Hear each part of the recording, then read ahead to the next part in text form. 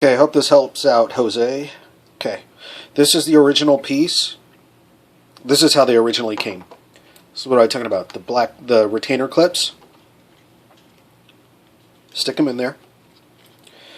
You should have the rod and circlips removed, and along with the internal lever. So you take this, put it in. The Wolfberg West looks exactly like this one. They changed their design a long time ago. Of course, it's not easy with not having it. So, put it in.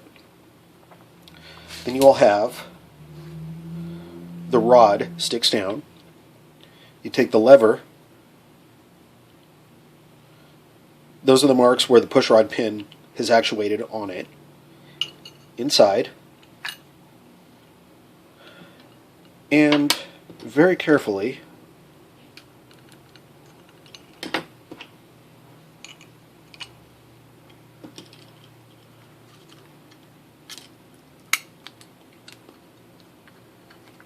you may have to tap it.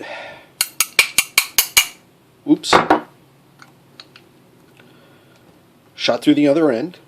Cert clips. Damn, those hurt.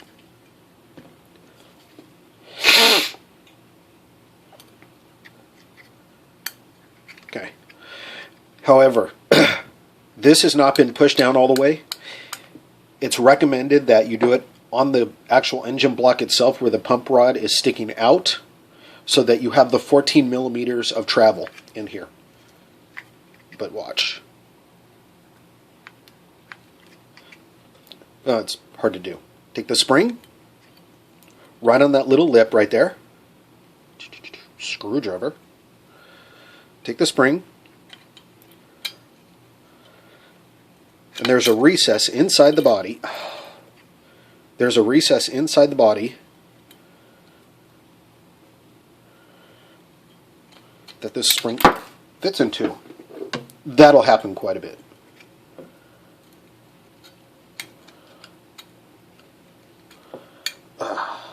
There we go. See? Fits in there. It's really tough to press.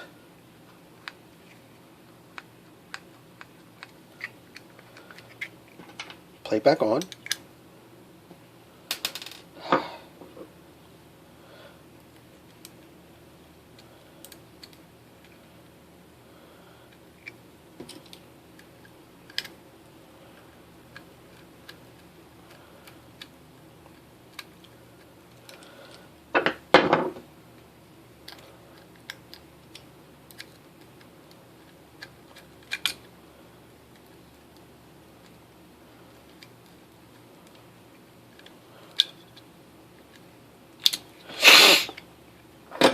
See, it'll push down.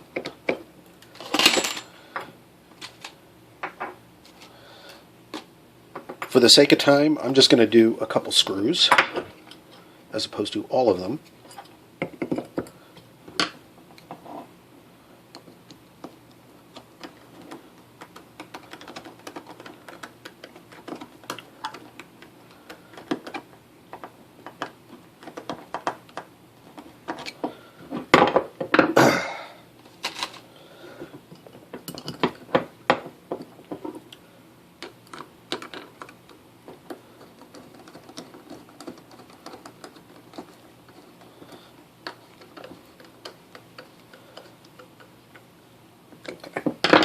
This is the internal upper diaphragm.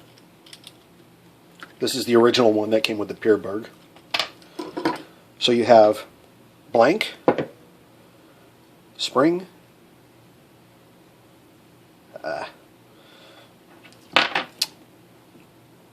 my mistake, diaphragm, spring, cap.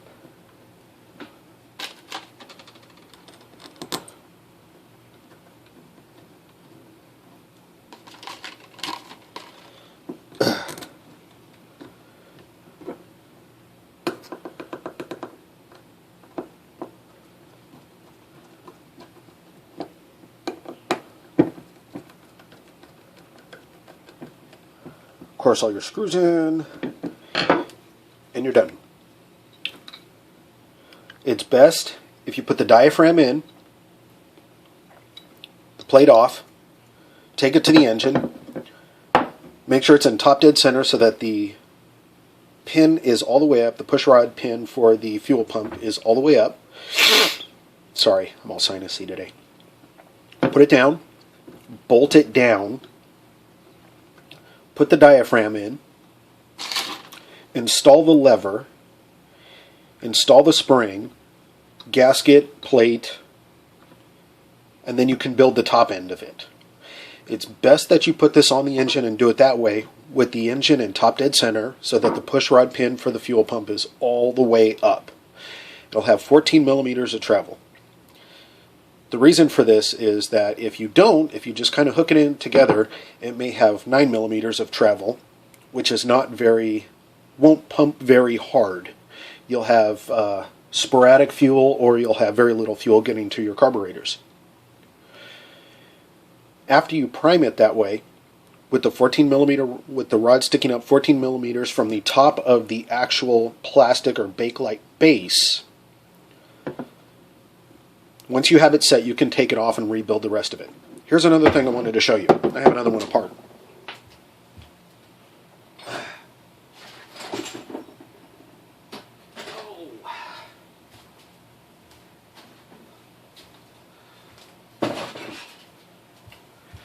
Actually, I thought I did, but I don't.